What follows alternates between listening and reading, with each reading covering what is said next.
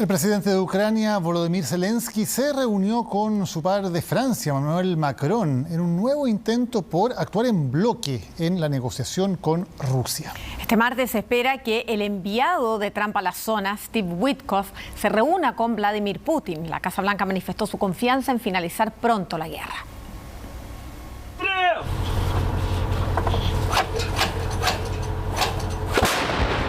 La trinchera de Donetsk es uno de los bastiones de las fuerzas ucranianas que resisten el comienzo del invierno.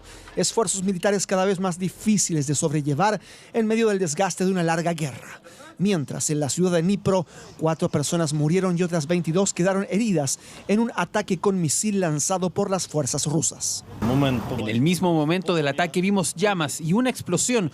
Todos cayeron al suelo. Luego comenzamos a averiguar dónde estaban los compañeros. Corrí arriba y vi que un chico estaba bien, pero estaba un poco cubierto de esquirlas. Ataque que coincide con el último esfuerzo diplomático de Volodymyr Zelensky ante las potencias europeas. En París, Emmanuel Macron reforzó la idea de que el conflicto entre Rusia y Ucrania solo puede darse por terminado con Kiev y los europeos alrededor de la mesa. Los próximos días permitirán discusiones esenciales para aclarar la participación estadounidense en estas garantías, de acuerdo con lo que decidimos la semana pasada. En paralelo, iniciaremos una discusión para que Rusia pueda brindar toda la claridad a los mediadores estadounidenses sobre su deseo de paz en este contexto. Pero Zelensky parece tener claro que más allá de la influencia europea, el rol de la Casa Blanca, preponderante desde la entrega del plan de paz, se transforma ahora en esencial. En las próximas horas se llevará a cabo la esperada reunión entre el presidente ruso Vladimir Putin y Steve Witkoff, el enviado de Donald Trump. Las negociaciones están en curso. Los negociadores de Estados Unidos han compartido su visión con nosotros y quieren compartir esta visión con el lado ruso. Dije que ha estado sucediendo durante 3 años, ¿verdad? ¿No lo dije? Durante 3 años lo he dicho, así que estaba muy adelantado al cronograma, pero creo que hay una buena posibilidad de que podamos llegar a un acuerdo. Zelensky reconoció que la cuestión del reparto entre Ucrania y Rusia de los territorios en disputa está siendo la más complicada de resolver. Tras una serie de reuniones y llamadas telefónicas este lunes, la Casa Blanca, a través de su vocera, manifestó que Washington está optimista en avanzar hacia una cercana resolución del conflicto. Vamos a ir con noticias internacionales cuando se mantiene la tensión en torno a la relación entre Estados Unidos y Venezuela y Donald Trump está reunido con su equipo de seguridad para tomar las siguientes acciones. Soledad Agüero ya está con nosotros. Sole, hola, buenas noches. ¿Cómo están? Claro, una reunión que se está desarrollando todavía hasta ahora y que tiene por objetivo tratar distintos temas, entre ellos el curso de acción que se deberá seguir respecto a Venezuela. Una reunión que se da 24 horas después de que Donald Trump reconociera la información que ya les comentábamos el viernes pasado que había publicado el New York Times cuando hablaba de un diálogo telefónico entre Donald Trump y Nicolás Maduro. Se le preguntó sobre ese tema los periodistas que viajaban con él a bordo del Air Force One. Tenemos su respuesta, veamos qué fue lo que dijo. El New York Times informó que tuvo una llamada telefónica con Maduro. No quiero comentarlo, pero la respuesta es sí. ¿Puede contarnos un poco más? No puedo hacer eso. ¿Diría que salió bien? Ni bien ni mal, fue una llamada telefónica. Esto además, Sole, se produce en paralelo con otra situación en la cual el presidente Trump ha anunciado que va a indultar a otro exgobernante que está condenado en Estados Unidos por cargos de narcotráfico, el expresidente de Honduras, Juan Orlando Hernández, lo que, claro, crea bastantes dudas acerca de la vara con que se están midiendo situaciones, porque Estados Unidos, por un lado, acusa, sin mayor evidencia hasta ahora, el tema de una involucración de Nicolás Maduro como líder de un cartel narco, y se decide indultar a un expresidente que está condenado en Estados Unidos precisamente por aquello. Exactamente, él había sido condenado por un tribunal en Estados Unidos a 45 años de cárcel, solo alcanzó a cumplir 1. Él había sido acusado de ingresar 500.000 kilos de cocaína a Estados Unidos y por eso es que en esta declaración que él dio Donald Trump, además antes de las elecciones en Honduras, que fueron el pasado fin de semana y que se están todavía disputando, no se conoce todavía al ganador, pero eso ha sido un argumento que han dado los demócratas para hablar de un doble estándar respecto a Donald Trump y para cuestionar el compromiso que él dice tener contra los grupos narcotraficantes.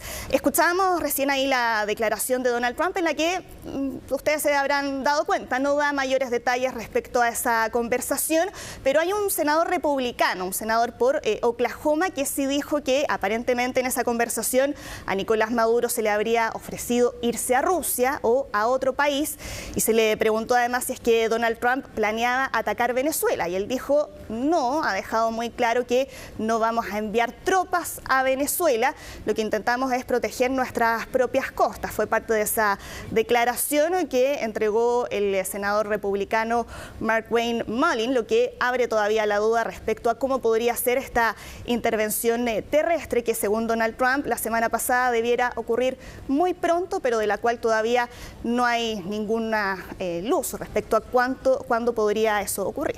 Todo esto solo cuando se mantiene toda la operación militar en las costas frente a Venezuela y se mantiene la amenaza de Estados Unidos de seguir bombardeando las lanchas que aparezcan y que no tengan permiso, y respecto a las cuales Estados Unidos ha acusado a ser narcolanchas. Sí, aunque ahora desde Estados Unidos han hablado de una nueva etapa que está llamada Operación Lanza del Sur, pero todo el tema que tiene relación con los ataques a las narcolanchas está generando ahora polémica en Estados Unidos, porque el secretario de Guerra, Pete Hegseth, aparece mencionado en una información que publicó el Washington Post, donde dicen que él habría dado la orden de matar a todos los tripulantes en uno de todos los ataques que ha habido desde septiembre sobre estas supuestas narcolanchas, y en uno de esos ataques se habla que hubo 2 sobrevivientes, y Pete Hegseth había dado la orden de dar muerte a esos 2 tripulantes, y que es algo que está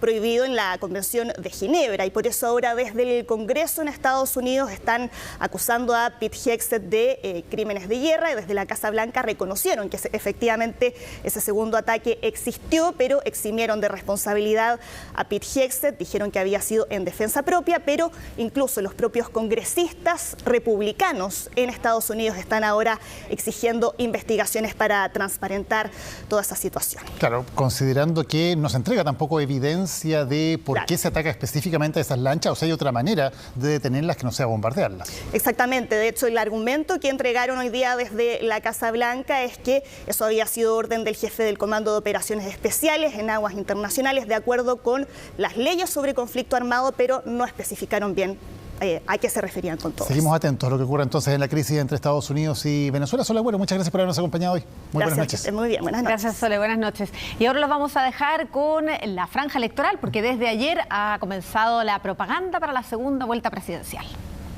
Con 48 minutos, este es el hombre del momento. ¿Yo? Todos los días decimos lo mismo. Sí. Tomás Aliaga es el hombre del momento también, pero nuestro, y va a hablar del hombre del momento mundial. Exactamente, buenos días. Vamos a conversar entonces respecto a la información internacional que por supuesto continúa marcando esta jornada. ¿Por qué? Porque en las últimas horas se acaban de dar a conocer todos los detalles de lo que fue la conversación, este diálogo telefónico que sostuvo el presidente de Estados Unidos con el líder del régimen venezolano, Nicolás Maduro. Ya se conoció que esta fue una llamada que ocurrió el pasado 21 de noviembre, que no duró más de 15 minutos y que en esa llamada telefónica Donald Trump le exigió a Maduro que abandonara el poder, que abandone Venezuela, que se vaya a cualquier país, pero le dio un plazo de 1 semana para abandonar entonces Venezuela. Una semana, inminente. Una semana, exactamente, sí. Fue el plazo que, dicho sea de paso, ya se agotó. ¿Y qué es lo que le respondió Maduro a esta exigencia de Donald Trump? Le propuso un petitorio, que ya lo vamos a estar profundizando, pero que también Donald Trump lo rechazó. Sí, a ver, y esto, el petitorio que... este ultimátum que Trump le habría hecho a Nicolás Maduro es según el gobierno de Estados Unidos. ¿Nicolás Maduro ha reconocido todo esto?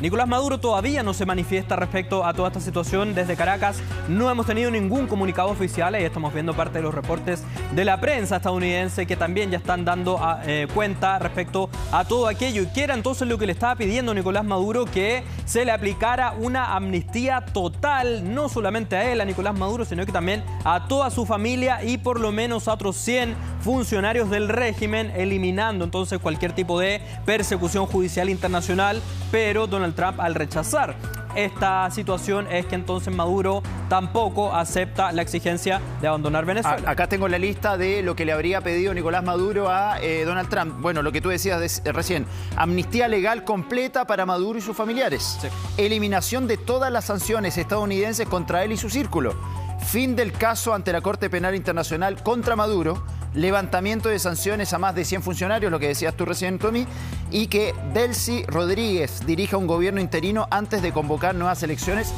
Esto es lo que le habría pedido Maduro a Trump. Y, o sea, si él está pidiendo esto es porque reconoce que es un régimen ilegítimo. Y reconoce la culpabilidad de muchos de los delitos que se han cometido en Venezuela. Entonces, exacto.